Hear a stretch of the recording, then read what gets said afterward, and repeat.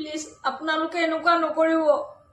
মোৰ মানুহজনে উৰফে মোৰ নুনুৱাই বহুত ভাল পায় গৰম ভাত আৰু মাংস লৈ আহিছিলোঁ। প্লিজ আপোনালোকে মোৰ মানুহজনক আৰু এনেকুৱা নকৰিব। বহুত কৈছে, ৰেহাই কৰক। কানু কিমান বাঢ়িব যাবি এতিয়া? গৰম ভাত আৰু মাংস ভাত খাওঁ, ঘৈণী অনা পালি মজা।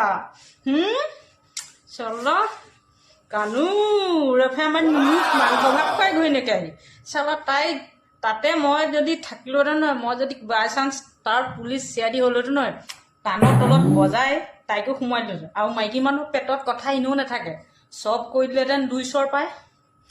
গিৰিয়েকৰ কথা ঘৈণীয়েকে গম নাপাব, চব গম পায়, তিলকৈ গম পায় ক'ত কি হৈছে কি কথা।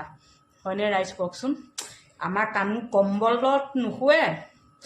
চালা হত্যাকাৰীৰ কাৰণে গৰম ভাত আৰু মাংস ভাত টিফিন দলিয়াই দিব লাগিছিলে, ভাত চাত চলা।